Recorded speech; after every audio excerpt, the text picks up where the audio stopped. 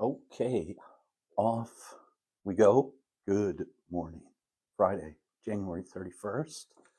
1 month gone already in 2025. Absolutely incredible.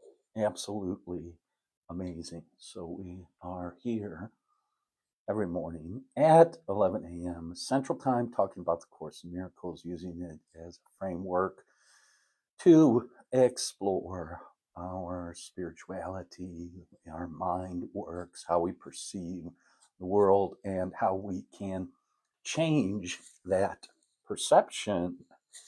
And a couple people have joined. Audrey is here. Good morning, Audrey. So I'm going to start by reading the introduction to the Course in Miracles, and boom, Audrey's gone. This is the introduction to the text, to the Course in Miracles. It says, this is a Course in Miracles. It is a required course. Only the time you take it is voluntary. Free will does not mean that you can establish the curriculum. It means only that you can elect what you want to take at a given time. The course does not aim at teaching the meaning of love, for that is beyond what can be taught. It does aim, however, at removing the blocks to the awareness of love's presence, which is your natural inheritance. The opposite of love is fear, but what is all-encompassing can have no opposite. This course can therefore be summed up very simply in this way. Nothing real can be threatened. Nothing unreal exists. Herein lies the peace of God. So that is the introduction to A Course in Miracles.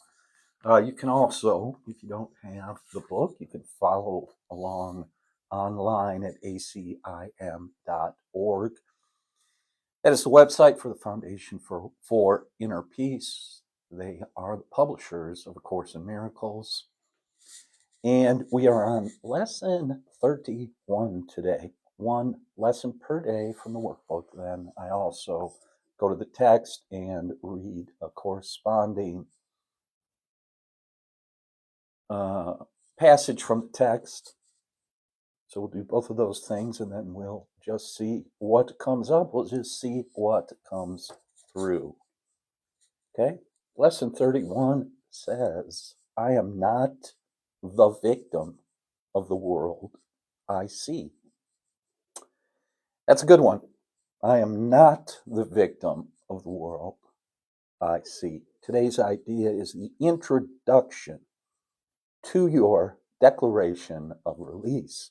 Again, the idea should be applied to both the world you see without and the world you see within. In applying the idea, we will use a form of practice which will be used more and more with changes as indicated. Generally speaking, the form includes two aspects, one in which you apply the idea on a more sustained basis, and the other consisting of frequent applications of the idea throughout the day. So, as the course says, this is a course in mind training. And it also says, as I read from the introduction this morning, that it is a required course. So, I have to admit, I need some mind training. My mind is undisciplined. I'm easily distracted. I don't really know how to think. And the distinction that is beginning to be made in this part of the workbook and also the text is that it starts with the definition that the mind is split and that there is part of our mind that thinks it is separate from God. It calls that part of the mind the ego. It says it's not really real, but I believe it's real. We believe it's real because we created it or we made it in the terminology of the course. And since we made that part of the mind, we treat it like a child or one of our creations, and so we believe in it. It says there is another part of the mind, the true mind, that is the truth, that is a complete mind, a unified mind. It is the same mind that is in me, that is in you. You could call it the universal unconscious, like Jung did. It's the mind of oneness. Okay, it's the quantum field. Those types of things. It's the mind substance, the mind intelligence, the universal love that is everywhere, in everyone, and in everything that we are hoping to return to, begin to vibrate with, become one with. So that's what's going on with the workbook here. And while you find it in the workbook, in the text of the Course in Miracles, of course, you can find it in many other texts, many other people talking about these types of things. I saw something on YouTube the other day, Eckhart Tolle, talking about the Course in Miracles. He was reading a couple excerpts from the Course in Miracles and just interpreting the text, going through those two quotes. I think he had one quote, actually. Same idea. Here, we're just going to look at it. We go day by day, and then we free associate, right? Channel some commentary, channel some reactions. And that's the way we're doing it so far. Of course, it will evolve. And a little bit later, we'll start opening it up. If you've studied the course before, if you want to make a comment, of course, you can leave a comment here. But pretty soon, we'll open it up, make it more of a discussion, see what everybody has to say. We can clarify things, talk about things. If you're interested in doing that, you can put a thumbs up. You can DM me over at my profile, those types of things. And if it's something you're interested in or you'd like to do, you'd like to participate a little bit more in these lives, which happen every day at 11 a.m., let me know. Okay, so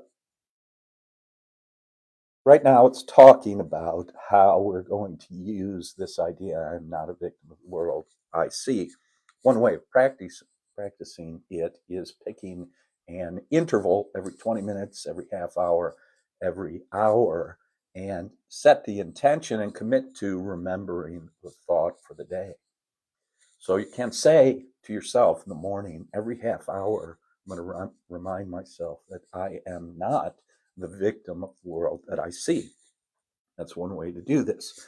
Another way to do it is just to randomly, if you're aware of your thoughts, if you're aware of the way you're feeling, and get a little victim-y, you can remind yourself, oh, I am not a victim of the world that I see. Oh, I'm feeling defensive right now, or I'm feeling attacked. I'm getting frustrated because of the traffic. I don't like the way I'm being treated in the store. I don't like what I'm seeing on social media or on the television. Oh, wait a minute. I am not a victim of the world that I see. That's the other way to apply it. So it's going through that here in the lesson today. 2 longer periods of practice with the idea for today are needed, 1 in the morning and 1 at night.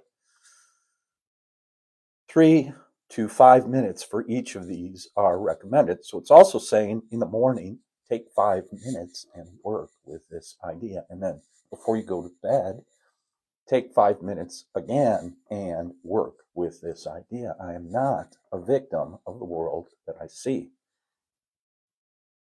During that time, look about you slowly while repeating the idea 2 or 3 times. Then close your eyes and apply the same idea to your inner world. You will escape from both together, for the inner is the cause of the outer. As you survey your inner world, merely let whatever thoughts cross your mind come into your awareness, each to be considered for a moment and then replaced by the next. Don't establish a hierarchy. Don't make one idea more important than another idea.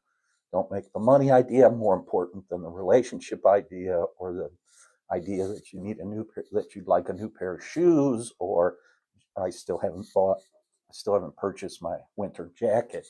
The idea is all those thoughts that go through the mind that the ego is, vomiting up, I guess. All those ideas the ego's giving you, they're all the same. They're from the ego. They are meaningless. Okay, we want to find the thoughts from God. The ego ideas, we are being told right now, are more concrete and specific. The thoughts of God are more abstract and universal. So God is love. Love is everywhere. Everything is love is a more abstract thought. More concrete thought is, oh, I love this hoodie. This is my favorite hoodie. That's concrete. And from the ego, specific.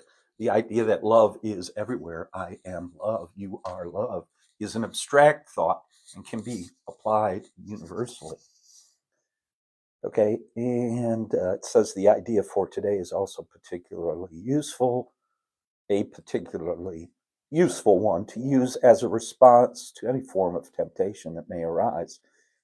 It is a declaration that you will not yield to it and put yourself in bondage. So the idea is, every time I'm confronted with, and it's a confrontation because that's the way the ego is. The ego is about war and separation, hatred, any of those words, anger, frustration, disappointment, sadness, depression. They are all forms of the idea of death, according to Course in Miracles. Okay, and the Holy Spirit is the idea of life. So there is one choice that has to be made. Do I choose life or do I choose death? So anytime you're confronted with a temptation, it says, choose life. We are telling the ego, get behind me. I'm not listening to you. Forget you. Go away. I'm not the victim of the world that I see. Okay, so that's pretty straightforward. Let's go to the text. We're on chapter 4 today, and we are on the last section of chapter 4. Chapter 4 is entitled The Illusions of the Ego, and then we are on the 7th section, Creation and Communication. And since the universe is mental, God is mind. In the beginning was the Word was with God. All of creation is mental. That is the true seat of creation. This physical world is just the working out of the effect of creation. It makes the distinction here in the text that the ego makes things, it's very inventive, it's very innovative, it has all these cool solutions for specific things, but that is not a universal thought. It's really a delusion, the Course says. It's the ego. It's separate ideas and specific things. And we'll see right here, it's going to define it a little more clearly. Check this out. It says, it is clear that while the content of any particular ego illusion does not matter, its correction is more helpful in a specific context. Ego illusions are quite specific, although the mind is naturally abstract. Part of the mind becomes concrete, however, when it splits. The concrete part believes in the ego because the ego depends on the concrete. The ego is the part of the mind that believes your existence is defined by separation. So here it is, chapter 4, Illusions of the Ego. I want to remember this, me, myself. Chapter 4, section 7, there it is, the sentence, very important sentence. The ego is the part of the mind that believes my existence is defined by separation. Everything the ego perceives is a separate whole without the relationships that imply being, right? Ego tries to isolate everything becomes characteristics, the color of your skin, how much money you earn, what kind of car you drive. It's very specific and concrete. And if you drive a different car than me, you're different, we're not the same. That's the idea of the ego wreaking its havoc. So, and if you don't think the ego is wreaking havoc, just look around. Everything the ego perceives as a separate whole, the ego is thus against communication, except insofar as it is utilized to establish separateness rather than to abolish it. The communication system of the ego is based on its own thought system, as is everything else it dictates. So it's the thought system that is determining how I behave, how I feel, right? And the thought system is determined by an initial thought. Is it separation or is it oneness? Is it separation or the atonement, as the Course says? Its communication is controlled by its need to protect itself, and it will disrupt communication when it experiences threat. This disruption is a reaction to a specific person or persons. The specificity of the ego's thinking then results in spurious generalization, which is really not abstract at all. It merely responds in certain specific ways to everything it perceives as related.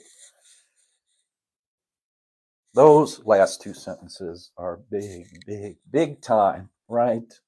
The specificity of the ego's thinking results in spurious generalization. So the true thought is actually abstract thinking. And the abstract thinking produces of itself an abstract sense of being, which basically comes down to the idea of acceptance. Okay, everything's here it is, I accept it all, no matter what somebody's doing, no matter what they're saying, it's all love. That is an abstract thought, and it results in abstract consistent habits and behaviors, okay, which is what we are looking for, which is why we're interested in mind training. So those two sentences, big time. The ego responds in certain specific ways to everything it perceives as related. In contrast, spirit reacts in the same way to everything it knows is true and does not respond at all to anything else. Nor does it make any attempt to establish what is true. Spirit reacts in the same way to everything it knows is true, but does not respond at all to anything else. Nor does it make any attempt to establish what is true. It knows that what is true is everything that God created. It is in complete and direct communication with every aspect of creation because it is in complete and direct communication with its creator. This communication is the will of God. Creation and communication are synonymous. In the beginning was the Word. The Word was God. Creation and communication are one. Technically, according to the Course in Miracles and what's being talked about right here, what's being outlined, creation is not the planet. Creation is the thought of a system, a complete system that goes together. And so you get planets and solar systems and galaxies and universes, but they are effects of the thinking of the creator, of an infinite mind creating infinite thoughts that coalesce, you could say, or that come out of the quantum field. How do they say that? Emergent phenomena or that type of thing. But out of the quantum field, out of that field of substance and knowledge and thought, it coalesces And that's what we see with our eyes. That's what we hear with our ears. Creation and communication are synonymous. God created every mind by communicating his mind to it, thus establishing it forever as a channel for the reception of his mind and will. Since only beings of a like order can truly communicate, his creations naturally communicate with him and like him. Woo! Boy, this is good stuff. This communication is perfectly abstract since its quality is universal in application and not subject to any judgment, any exception, or any alteration. Okay, that's big time right there. That has to be read about 500 times. So take your time with that. I'll go back and read that again. I've studied this book. I've read this book for 25 years now, 30 years with a group of people that I work with. You can kind of see there. Been over it a few times. But wow, what's being said today is wow. Man, is that good. This communication is perfectly abstract. Communication between God and his creation, which is, it's perfectly abstract, okay? So it's not a word, okay? It's not a specific word. It's not a concrete word. It's universal in application. It's not subject to any judgment, any exception or alteration. God is communicating, as it says here, his mind and his will. The communication and the creation is God sharing itself with us. God created you by this and for this. The mind can distort its function, but it cannot endow itself with functions it was not given. That is why the mind cannot totally lose the ability to communicate, even though it may refuse to utilize it on behalf of being. Existence as well rests on communication. So starting to make a distinction here between existence and being. Okay, so that leads to all kinds of complications, of course. If the ego gets a hold of that and start talking, and someone says existence and someone says being, and then we start arguing about existence, being, that's then the ego has captured our attention. You know, existence and being. Well, if you can start arguing about it, okay, whatever. Rock on. You do you, right? Existence as well as being rests on communication. Existence, however, is specific in how, what, and with whom communication is judged to be worth undertaking. Being is completely without these distinctions. So, in the Bible, of course, Jesus starts taking a little heat because of the people he's hanging out with, right? Because basically he hangs out with everybody. Doesn't matter.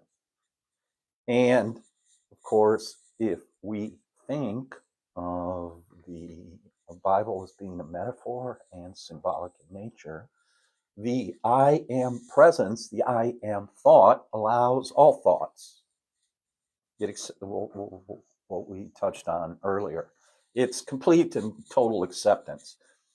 That doesn't mean I condone your behavior. That doesn't mean you can run around and just do whatever you want, because we're living in a social system, of course. We're living in a civilization. So again, these sort of distinctions have to be made. What we're trying to do is establish a state of consciousness that allows us to be peaceful and harmonious and happy At the same time, we're living an existence in a world that's going to present us with obstacles and problems. And so we want to be able to handle that paradox, and we want to be able to negotiate that peacefully, lovingly. Being is completely without these distinctions, the distinction of who, what, how, when I'm going to communicate with. It is a state in which the mind is in communication with everything that is real. To whatever extent you permit this state to be curtailed, restricted, you are limiting your sense of your own reality, which becomes total only by recognizing all reality in the glorious context of its real relationship to you. This is your reality. Do not desecrate it or recoil from it. It is your real home, your real temple, and your real self, capital S. Beth the Sybil is here. Hello, Beth the Sybil. Beth the Sybil likes to watch this transmission, this download, this show on the way to ballet. And so Beth the Sybil is dropping in on her way to ballet. Hi. Say hi. I just said hi. I waved at Beth the Sybil. God, who encompasses all being, created beings who have everything individually, but who want to share it to increase their joy. Sharing is caring. Love is sharing.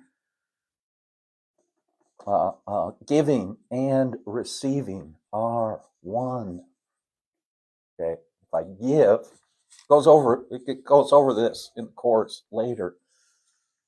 If I give, I shall receive. And it makes a distinction here later between existence and being. If I understand that everything is a thought, and that if I give, I'm giving thought, right? Of course, if I give you something to eat, then I can't eat it too. But I can give you the idea. I can't hold the idea in consciousness. I can extend the idea to you that you are completely taken care of. You are always fed.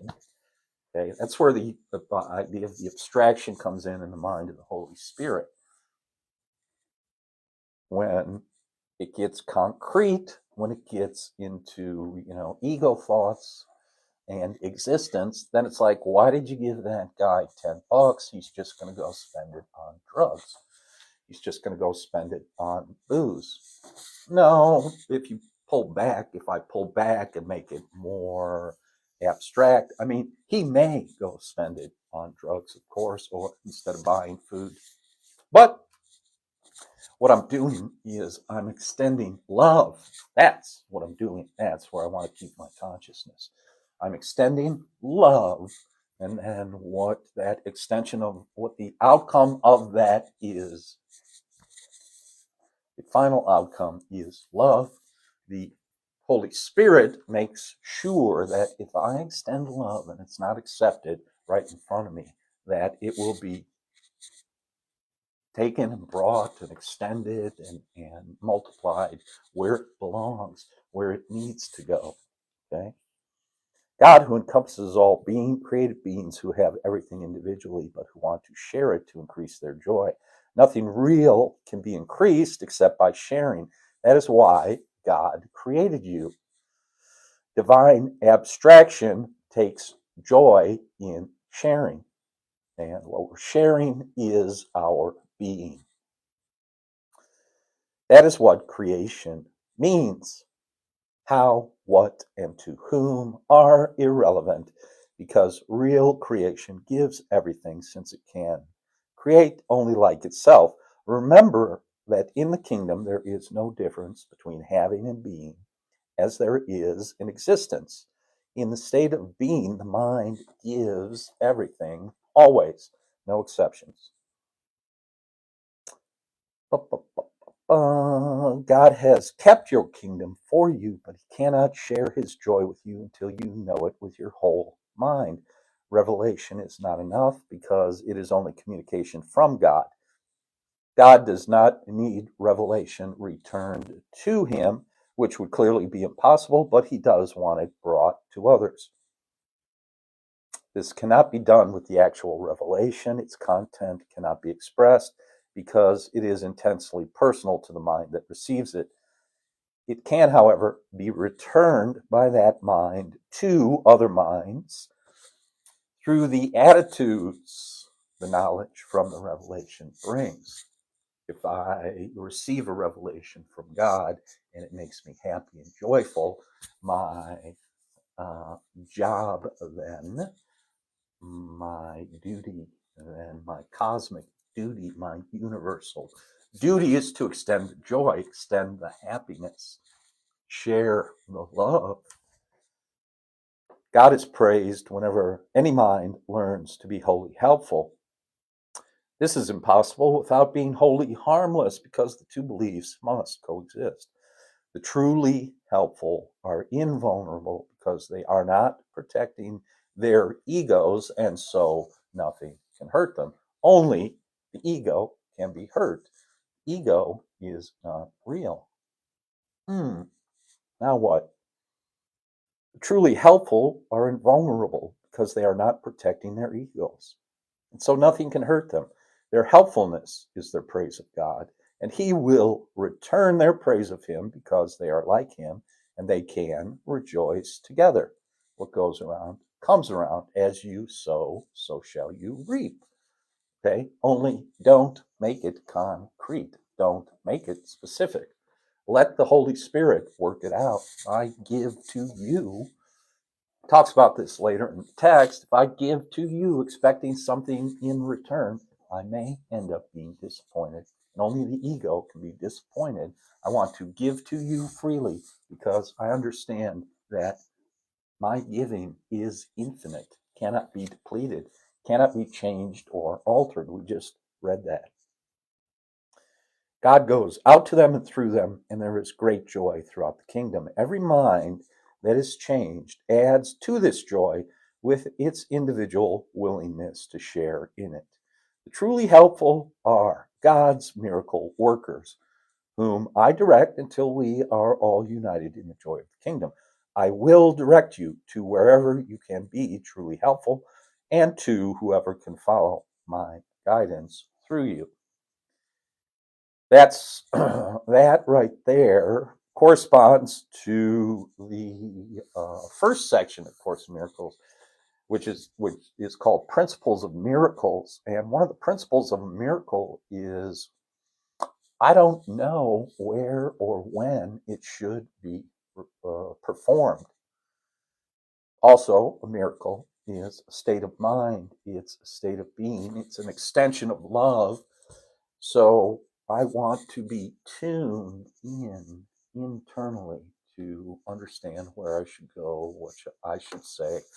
Sometimes I shouldn't say anything. I just need to be there. Sometimes I might say something that might be the extension of love. Sometimes I might not say anything. Sometimes I might go here. Sometimes I might go there. It is under the direction of the Holy Spirit. We are told in this text, I am told that I cannot get myself out of the dilemma I have put myself in. I need help. The help I need is my higher self and the Holy Spirit and everyone else, all my brothers and sisters. I'm not going to get out of this mess. I'm not going to find salvation unless I realize it is a collaborative venture. It is a collaborative adventure. So that is all for today. Friday, January 31st. Man, oh man, oh man. 1 month has already disappeared. It's already gone. It is the past. It is gone. It can no longer affect me. Well, whatever. 12, 14, 15, 16, 12 more hours, and it'll be gone. Anyway, time is not real. So what are you talking about anyway? Thanks for stopping by. Thanks for all the likes. Thanks for hanging out. Seeing a couple people hanging out. I appreciate it. And I will see you tomorrow. Peace and blessings. Have a good one.